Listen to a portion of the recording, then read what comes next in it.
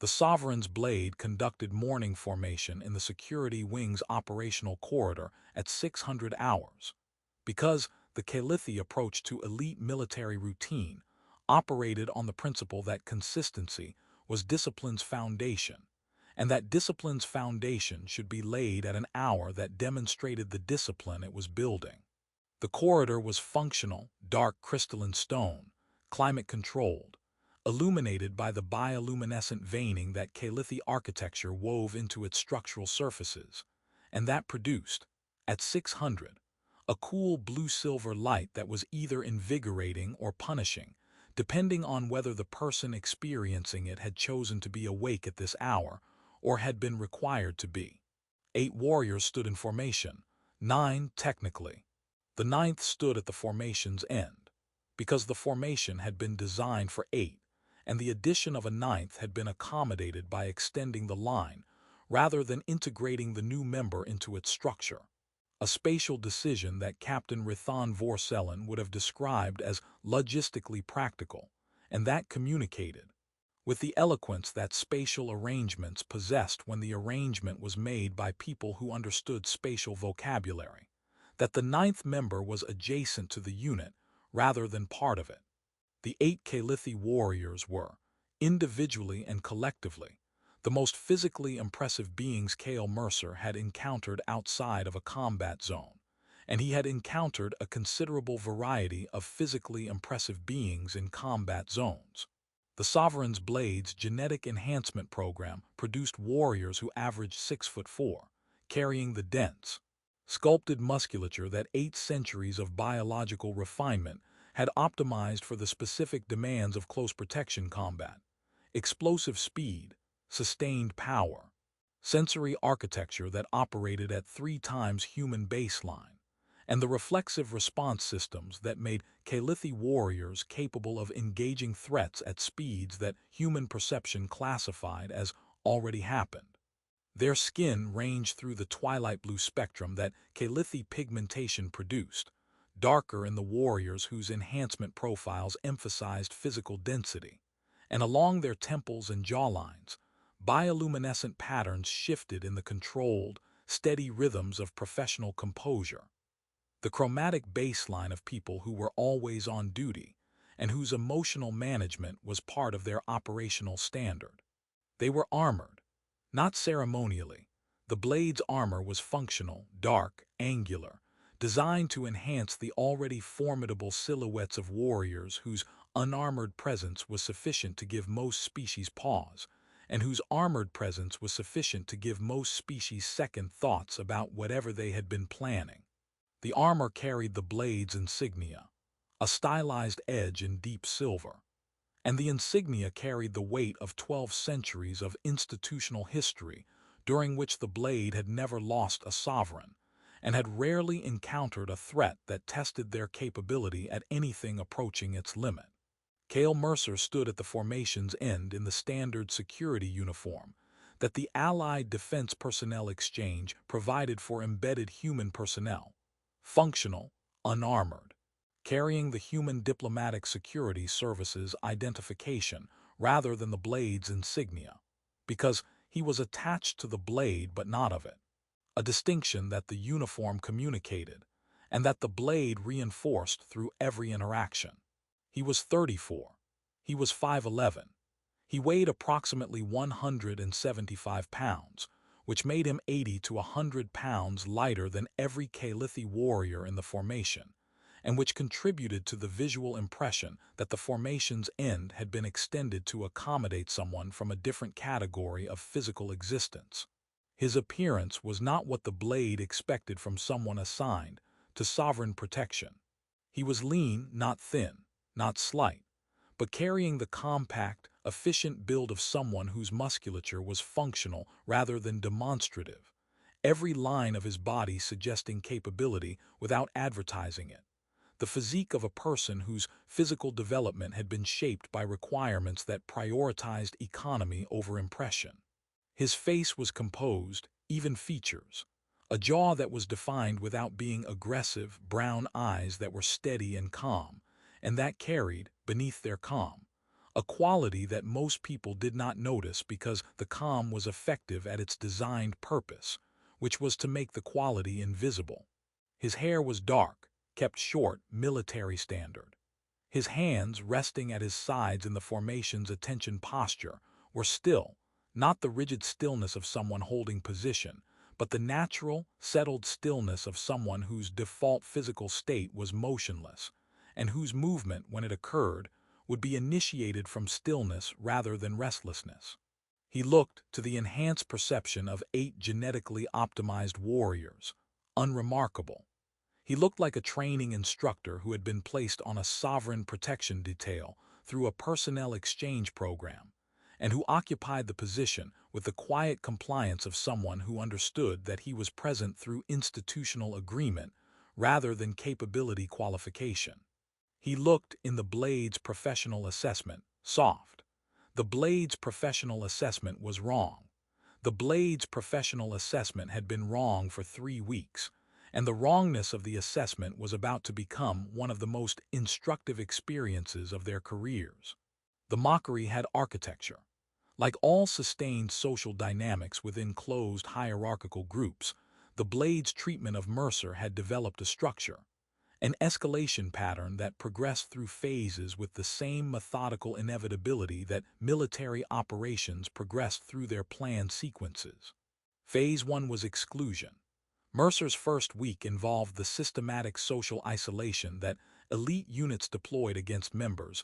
They did not accept conversations that paused when he approached, briefings where his questions were answered with the minimal courtesy that protocol required, and no more. The 1,000 small signals that communicated to a newcomer that their presence was tolerated rather than welcomed. This phase was standard. It was the Blade's normal response to any new addition, the institutional immune system testing whether the new element belonged before accepting or rejecting it. Phase 2 was commentary. The second week introduced spoken observations, initially whispered, gradually increasing in volume as the Blade's confidence that Mercer would not respond grew with each unanswered remark. The commentary focused on the obvious differentials: his size, his species' lack of genetic enhancement, the gap between his physical presence and the Blade's standard. The human needs armor to stop a Blade. We need blades to stop us. Thesson Vordaev delivered this one during an equipment review, and the formation's response, the shared, subtle shift of bioluminescent patterns that constituted Calithi laughter, confirmed that the commentary had graduated from individual opinion to group entertainment. Phase 3 was professional challenge. The third week brought questions directed at Mercer during tactical briefings, questions phrased as professional inquiry and designed as tests, each one probing for the weakness that the Blade was certain existed and that their mockery was intended to expose. Sergeant Mercer, in a corridor engagement against an enhanced threat, what is the human approach to compensating for the speed differential? The question came from Blade operative Calith Vorthran, a tactical specialist whose expertise in close-quarter scenarios was genuine, and whose question was designed to force Mercer into either admitting the differential was uncompensable or claiming a capability that the Blade could then demand he demonstrate. Mercer answered each question with the same measured, thorough composure that characterized all his responses.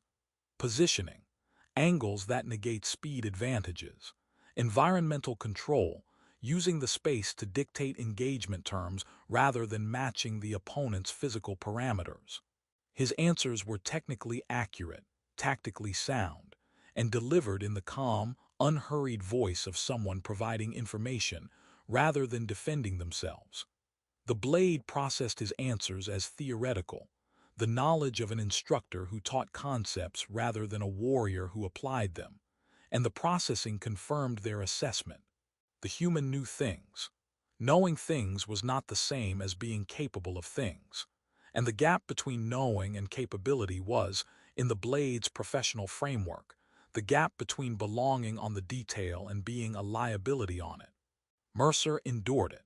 This was the word the Blade used, endured, because they interpreted his non-reaction as the tolerance of someone bearing something they could not change rather than the management of someone controlling something they chose not to release. He endured the comments, the exclusion, the professionally phrased challenges that were personally intended. He endured them with the patient, steady composure of a person who had nothing to prove. And the nothing to prove quality was what the blade found most infuriating. Because elite warriors who had earned their positions through decades of demonstrated capability interpreted nothing to prove as nothing to prove with.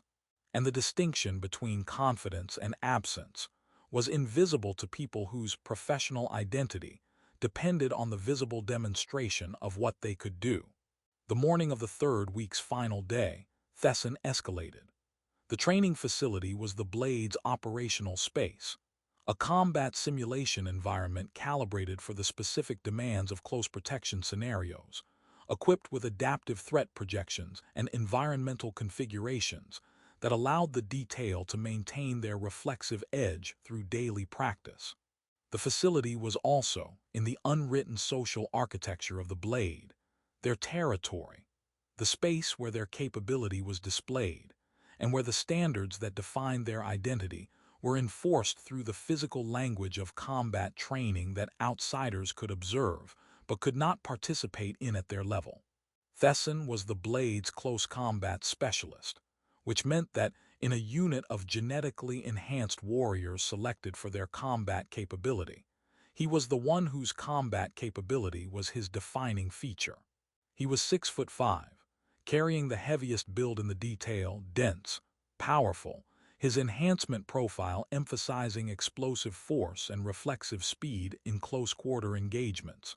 His bioluminescent patterns carried the dark violet that characterized his emotional baseline, controlled aggression, the managed intensity that close combat specialists maintained as their operational default. He had been the most vocal of Mercer's critics, not because he was the most contemptuous, but because his professional identity was most directly challenged by the presence of an unenhanced human on a detail that he considered the exclusive domain of warriors who could demonstrate their qualification through physical capability. "Sergeant Mercer," Thesson said, and the use of rank was a courtesy that his tone contradicted. "The Empress's protection requires that every member of this detail can respond to close-quarter threats at engagement speed. Standard assessment protocol provides for demonstration of close combat capability. Perhaps you would demonstrate yours." The training facility's other occupants, 6 Blade operatives in various stages of their individual practice routines, paused. The pause was not dramatic. It was the professional attention of people who recognized that something was happening and whose training required them to observe things that were happening. Mercer was standing at the facility's observation position, where he had been reviewing the adaptive threat system's configuration with the methodical attention he applied to all technical systems in the security apparatus. He turned to face Thesson with the unhurried motion that characterized his physical vocabulary, controlled, economical, every movement carrying exactly the energy it required and no more. "I'll decline," Mercer said. His voice was calm. Not the forced calm of someone managing confrontation, but the natural, settled calm that was his operational baseline, and that the Blade had spent 3 weeks interpreting as the baseline of someone whose operational range did not include the upper registers that combat required. "The decline is noted," Thesson said, "as is the reason. There's no reason beyond the decline. The reason is apparent without your stating it. A training instructor does not engage combat specialists because a training instructor recognizes the gap between instruction and execution. You teach others to fight. You do not fight yourself. The distinction is relevant to your presence on this detail." Mercer looked at Thesson with the brown eyes that were steady and calm, and that carried, beneath the therapeutic architecture of carefully constructed composure, something that Thesson's enhanced perception should have detected, but did not because the something was contained behind barriers that were specifically designed to prevent detection. barriers built by professionals whose expertise was converting very dangerous people into safe ones. Barriers that were effective because the person behind them wanted them to be effective and maintained them with the same discipline that had maintained everything else in his professional life. The distinction is noted, Mercer said. The decline stands. He returned to the threat system configuration. Thesson's bioluminescent patterns flared dark violet, deepening, with the frustration of someone who had been denied the confrontation they had designed, and who interpreted the denial as further evidence of the deficiency they were trying to expose. The other operatives resumed their routines. The incident was, by its surface metrics, minor, a challenge offered and declined, a confrontation that did not occur, a moment that appeared to confirm the Blades' assessment of their human colleague. The Empress had been observing. Not in person. The Blades' training facility was monitored through the standard security feeds that the Sovereign's protection apparatus maintained, and the Empress had access to all feeds at all times, a capability she exercised selectively, and that she had been exercising over the past 3 weeks, with specific attention to the interactions between her established guard and her new appointment. She had watched. She had waited. She had permitted the dynamic to develop because she understood that the Blade's acceptance of Mercer would be more durable if it emerged from understanding than from command, and she had hoped that time and proximity would produce the understanding that command could not compel. Time and proximity had not produced understanding. Time and proximity had produced escalation. And escalation, if permitted to continue, would eventually produce a confrontation that the Empress could see coming with the strategic clarity of a sovereign, whose perception of threat dynamics was informed by both her intelligence briefing on Mercer's history and her understanding of her guard's professional pride. And the convergence of those two factors was moving toward an outcome that would be catastrophic, not for Mercer, but for the guards who would discover, in the space of an engagement they expected to dominate, that the soft-looking human they had been mocking was something their enhanced reflexes were not fast enough to process. The security briefing was scheduled for the following morning. The Empress adjusted her schedule.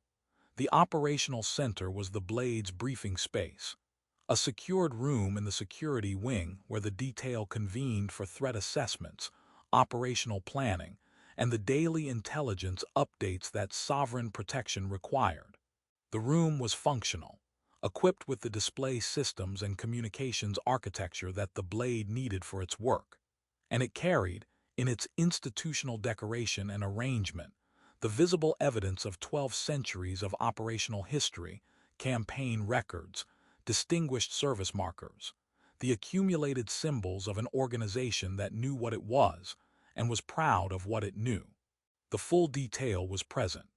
9 members, arranged in the briefing configuration that Captain Rathan Vorselin maintained, the 8 Calithi operatives in the semicircular arrangement that their tactical protocol prescribed, and Mercer at the arrangement's edge, present but peripheral, occupying the position that 3 weeks of social dynamics had established as his default.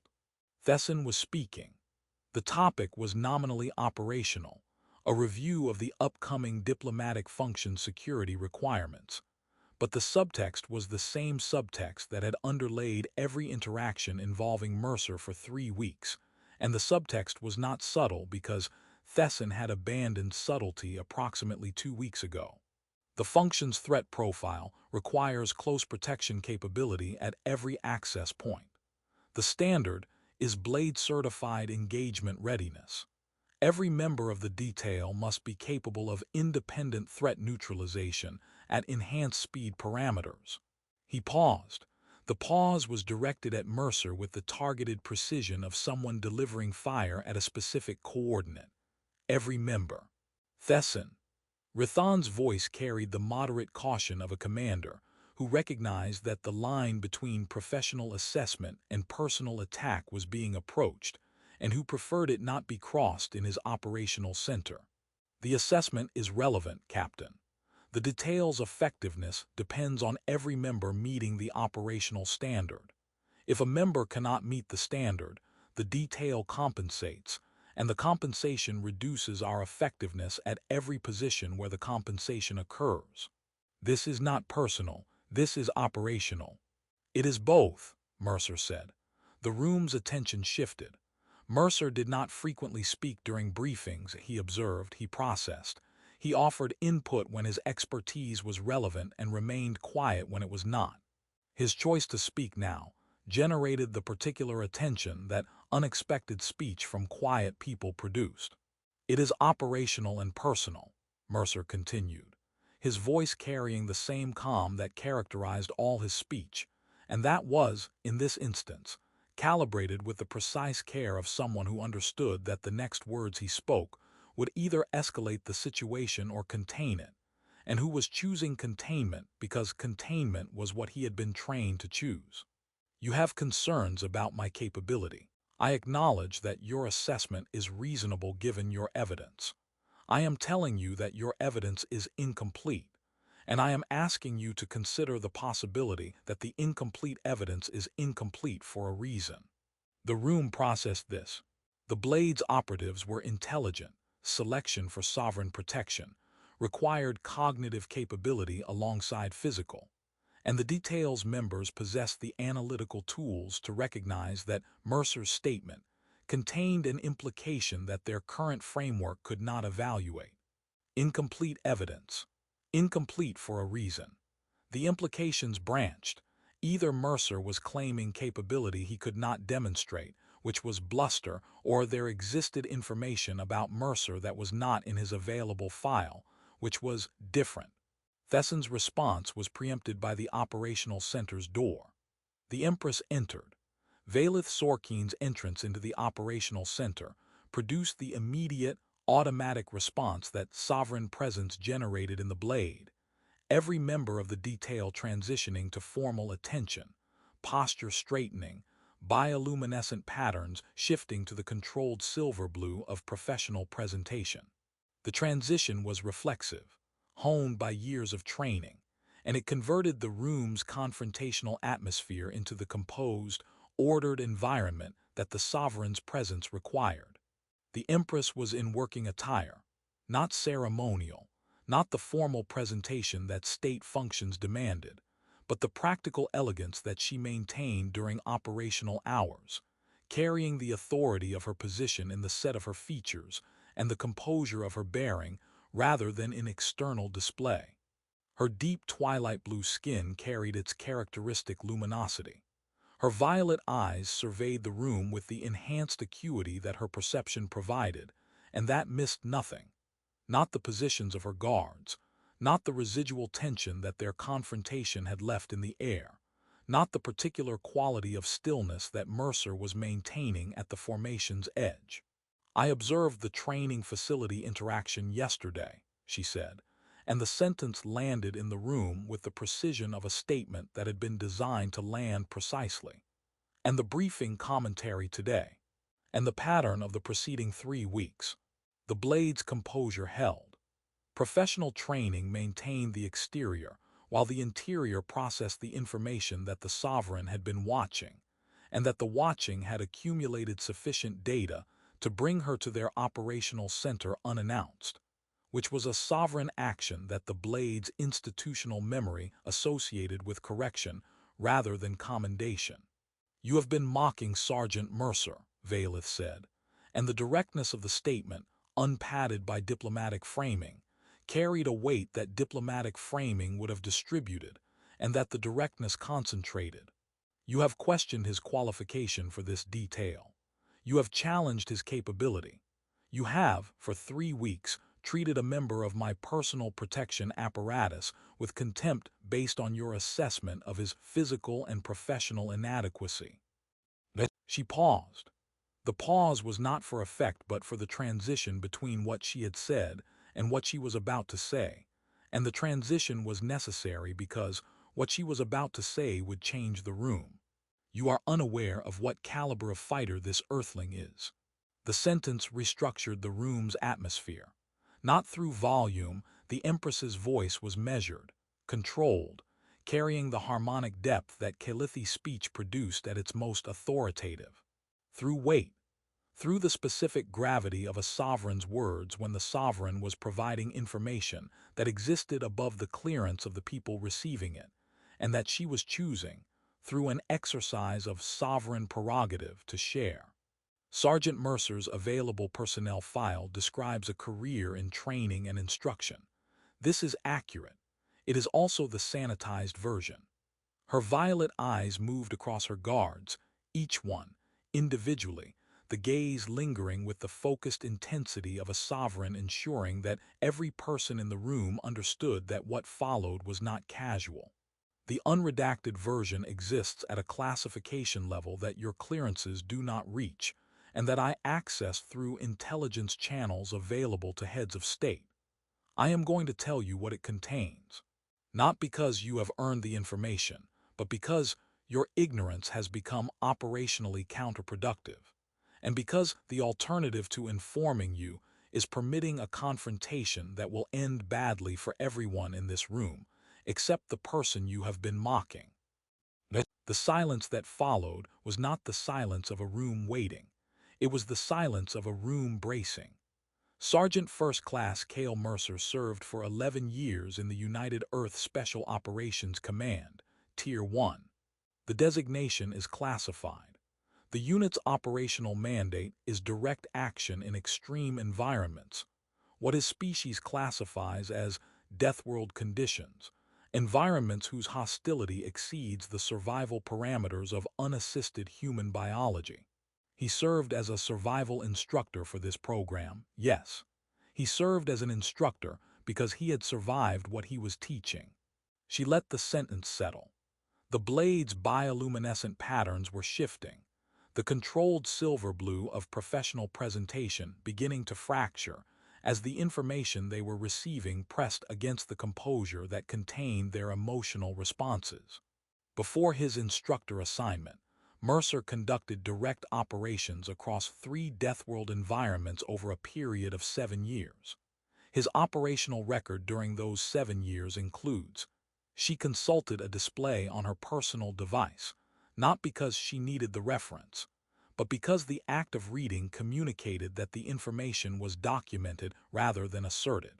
43 confirmed engagements, 29 close-quarter combat actions, a survival record that his command classified as statistically anomalous, because the mortality rate for operatives in his unit during the period of his service was 68%, and he completed his full term without removal. The room's chromatic display was changing. The blade's bioluminescent patterns were moving through colors that their professional training was struggling to contain, the rapid cycling that indicated cognitive processing under extreme informational load. His combat record. The Empress's voice remained measured. The measurement was deliberate. The information was being delivered at a controlled pace because the pace was part of the communication, each fact given space to land before the next arrived. In close-quarter engagements, Sergeant Mercer's documented outcomes include kill counts that exceed, she paused, not for breadth, for precision, that exceed the combined career totals of this detail. The silence was absolute. This is not enhanced biology. This is not genetic augmentation. This is base model human physiology, unmodified, unaugmented, operating at the upper boundary of what his species' natural capability produces when combined with the specific training that his unit provided, and the operational experience that 7 years of Deathworld combat generated. She looked at Thesson directly. The speed differential you referenced, the gap between enhanced reflexes and human baseline. Sergeant Mercer's operational record includes engagements against opponents with comparable or superior physical enhancement, and his survival rate against those opponents is not the survival rate of someone who cannot compensate for the differential. It is the survival rate of someone who has compensated for it, consistently enough that his command considered him the most effective close-quarter operative they had produced in a generation. Then why? Thesson's voice emerged before his composure could prevent it, the question pulled from him by the cognitive pressure of information that was demolishing his framework. Why does he? Why does he appear soft? Why does he not demonstrate his capability? Why does he endure your contempt rather than answering it? The empress's completion of his question carried an edge that was not anger but something adjacent, the controlled sharpness of someone who was providing context that should not have been necessary, and that she was providing because the alternative was worse. Because Sergeant Mercer voluntarily retired from active operations. He retired because the psychological cost of what he was optimized to do exceeded his capacity to remain functional as a person rather than a weapon. He spent 2 years in a therapeutic program whose purpose was to convert someone whose trained reflexes made him capable of killing in close quarters faster than most enhanced warriors can process the threat into someone who could exist in civilian proximity without those reflexes activating. She let that land. The calm you have been interpreting as passivity is not passivity. It is the product of extensive, difficult, deliberate therapeutic work to suppress the combat activation, responses that his training embedded in his neurology. His patience with your contempt is not the patience of someone who cannot respond. It is the patience of someone who has trained himself at significant personal cost, not to respond the way his body wants to respond, because his body's response would be to engage the close combat architecture that made him one of the most lethal operatives his species has produced. And engaging that architecture in response to his colleagues' mockery would constitute, in his framework, a failure of the therapeutic work he has done to become safe. Valith's gaze swept the room once more. Her bioluminescent patterns were steady, deep gold, the sovereign's color of absolute declarative authority, the chromatic signature of a monarch who was not discussing but establishing. You have been mocking a man who could kill most of you before your enhanced reflexes fully activated. He has been enduring your mockery because I asked him to be patient while you learned, and because his patience, the specific, trained, therapeutically constructed patience that you have interpreted as weakness, is the discipline he practices to avoid becoming the weapon he used to be. His restraint is not inability. It is the hardest thing he does, and he does it every day in every interaction, including the ones where you insulted him to his face, because maintaining that restraint is more important to him than proving you wrong. The operational center held its silence the way a vessel held pressure, completely, with the silence filling every available space and pressing against the walls of every assumption the blade had constructed over 3 weeks of confident, comprehensive misjudgment. Mercer had not moved during the Empress's disclosure. He stood at the formation's edge in the same position he had occupied throughout the briefing, still composed, the brown eyes steady, and the face carrying the calm that was. He now understood the room understood, not the absence of something but the management of something. And the something was visible in the room's new awareness the way stars were visible when someone pointed them out. Always there, always present, suddenly perceived. He was not comfortable. The comfort would have been notable by its absence to anyone who knew what to look for, and the blade, whose enhanced perception was now operating on a framework that had been reconstructed in the past 3 minutes, could see what they had not seen before. The fine tension in his hands, the particular quality of his stillness, which was not the relaxed stillness of someone at rest, but the controlled stillness of someone managing a system that defaulted to activation, and that required continuous, active suppression to maintain its current state. The way his breathing was regulated, not naturally, not the automatic rhythm of a body at baseline, but the deliberate, measured cadence of a technique that had been taught and practiced, and that served a specific function in maintaining the composure that his therapeutic architecture required. They had been looking at a man standing still and seeing inactivity. They were now looking at the same man standing still and seeing the most demanding combat discipline any of them had encountered. A warrior holding position against an opponent that was inside him rather than in front of him. And the holding was continuous, and the opponent was his own training. and the discipline required to maintain that position exceeded anything the blade's external combat training demanded, because the blade's opponents came and went, and Mercer's opponent was permanent. Thesson looked at Mercer. The dark violet of his bioluminescent patterns had undergone a transformation that his professional training could not fully manage. The controlled aggression that was his baseline had been destabilized by information that his baseline was not equipped to process, and what was emerging through the destabilization was something the other operatives recognized. The chromatic signature of reassessment, the specific pattern that Calithi perception produced when a threat classification was being revised upward by a significant margin. "I challenged you to a sparring exercise," Thesson said. His voice was measured, but the measurement was new. The careful modulation of someone who had just learned that the person they had been baiting was considerably more dangerous than anticipated, and who was retroactively processing every interaction through the lens of this new understanding. "You did," Mercer said. "You declined." "I did." "You declined because—" Thesson stopped, restarted. The restart was visible, the Calithi warrior's composure flexing as it accommodated information that required his professional framework to expand. "You declined because accepting would have activated the reflexes you've been suppressing. Accepting would have put me in a close-quarter engagement scenario. My training doesn't distinguish between sparring and combat at the reflexive level." The therapeutic work created protocols for disengagement, mental frameworks, that prevent the combat architecture from activating in non-combat situations. A sparring exercise with a skilled, aggressive opponent generating authentic threat cues would have— Mercer paused. The pause was not dramatic. It was the careful selection of words by someone who was describing something they managed daily, and that the description did not make easier. "Would have been difficult to maintain the protocols through." "Difficult." "The protocols work.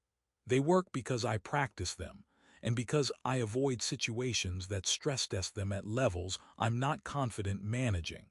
A close combat exercise with an enhanced opponent who was trying to humiliate me would have been a significant stress test." The implication landed with the precision that Mercer's calm, thorough delivery produced.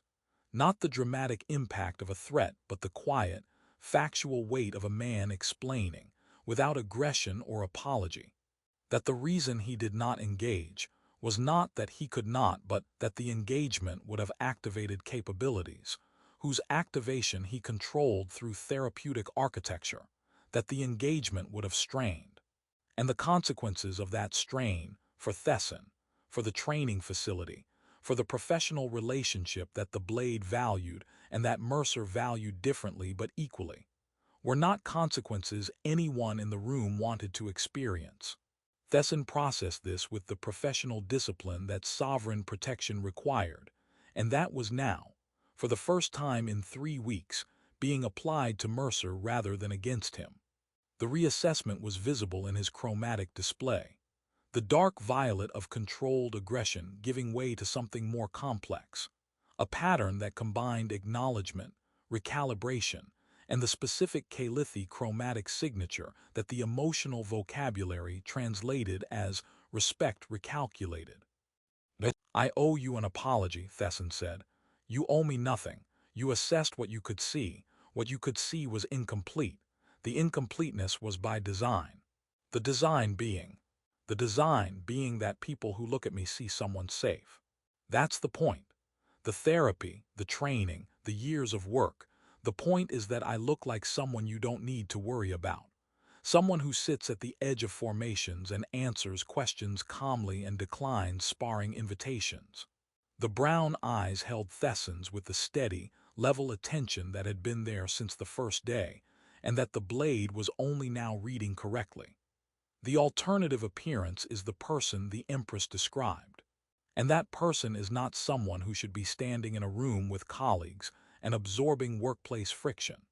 That person is someone who should be in a combat zone with very specific rules of engagement and very clear threat identification, because that person's reflexive response to friction is not patience." It's engagement. It's engagement. Fast, close, final. The training doesn't produce measured responses. It produces optimal outcomes, and optimal in the framework I was trained in means the threat stops. Permanently. Mercer's voice was the same calm it had always been, and the calm was now legible, not as passivity, but as the surface of a containment system that operated continuously. That converted the trained instinct for lethal efficiency into the quiet composure of a man who had decided, with the full weight of professional discipline and personal will, that he would not be what he was made to be, unless the situation absolutely required it. The patience you saw wasn't weakness. It was the hardest thing I do. The Empress returned to Mercer after the briefing, not through official channels, but through the direct, personal approach that she employed when the business being conducted was personal rather than institutional. She found him in the security wing's observation alcove, a small space overlooking the station's exterior, where the view provided the specific quality of visual distance that people sought when they needed the Valith moved to the viewport. She stood beside him, not touching, not closing the distance to the proximity that personal conversation might suggest, but present, occupying the adjacent space with the deliberate, conscious choice of someone who understood that her presence beside a man who managed threat proximity as a daily practice was itself a statement about what she believed about him. "I revealed your history because the alternative was worse," she said. "A confrontation between you and Thesson, or any member of the Blade, would have ended with your containment compromised and their bodies on the floor, and the damage to you would have exceeded the damage to them because their injuries would heal, and your therapeutic architecture would not recover easily from the failure. I chose the disclosure that preserved your containment over the silence that would have broken it. I know."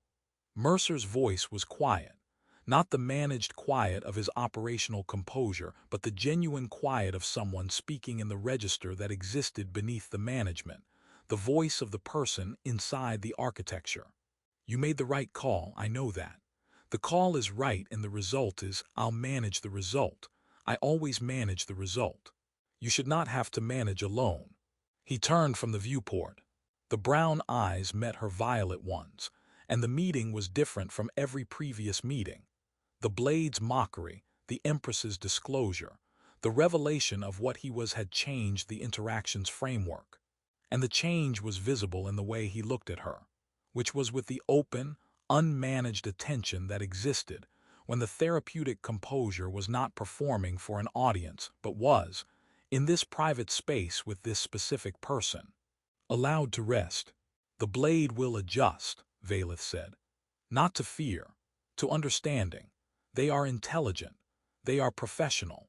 The initial response will be caution, and the caution will mature into respect, and the respect will be more durable than anything they would have offered if the disclosure had not occurred, because the respect will be based on understanding what you manage rather than ignorance of it. And if it doesn't mature, if it stays fear, then I will address it, as I address the mockery. This detail is mine. Its members are mine. You are mine." The word carried weight, not possessive but protective, the sovereign's claim on the people she was responsible for, and the claim included him not as an asset but as a person whose welfare was her obligation. "And your welfare, including your therapeutic welfare, is my concern." Mercer looked at her for a long moment. The observation alcove was quiet. The viewport showed Ithara Voss in its slow rotation, the throne world's beauty providing the visual context for a conversation whose emotional context was quieter and more significant. "You know what I am," he said. "The real version, not the file, not the disclosure. You know what it means. What it means to be someone whose trained response to threat is lethal force delivered at a speed that doesn't allow for reconsideration. What it means to manage that every day. What it means to stand in a room full of people who are provoking you, and to choose, each time, not to be the thing you were trained to be. I know, and you put me on your protection detail. Knowing. I put you on my protection detail because of knowing, not despite, because. Her bioluminescent patterns shifted, the deep gold of sovereign authority threading with the warmer, more personal colors that Mercer had learned to recognize as the chromatic expression of something the Empress permitted in private and managed in public. I chose you because you are the most capable person available for this role, and because the capability is not what makes you suitable. The management of the capability is what makes you suitable. Any warrior can be dangerous. The discipline to contain danger, to hold it daily, through will and training and the deliberate choice to be safe, that is rarer than any combat record. And that is what I want standing between me and whatever comes. The man who chose not to be a weapon. The man who could be a weapon and who chooses every day to be a guardian instead. The distinction is the qualification. The blade was looking for capability. I was looking for restraint. Restraint in someone who has something worth restraining. Mercer's expression shifted. Not dramatically. The therapeutic composure maintained its architecture. But at the edges, in the fine adjustments that existed below the management's threshold and that communicated, to someone whose perception was enhanced enough to detect them, that the person behind the composure was experiencing something the composure had not been built to suppress because it was not a threat. It was recognition, the experience of being seen fully, accurately, by someone who understood what the seeing revealed and who valued the revelation rather than fearing it. "I'll manage the blade," he said. "The fear will settle. It always settles. People adjust to knowing what I am when they see that what I am isn't what I do. The doing is different from the being. The being is the file. The doing is the person who stands at the end of formations and answers questions about corridor engagements and declines sparring invitations because the sparring would compromise the doing. The doing is more impressive than the being. The being kept me alive. The doing keeps me human." The observation alcove held the silence that followed, the warm, settled silence of two people who had shared something honest and who were resting in the aftermath of the sharing, the way structures rested after bearing a load. Outside the viewport, Ithara Voss turned in its slow rotation. Inside the alcove, a sovereign and a guardian stood in the quiet between what he was and what he chose to be.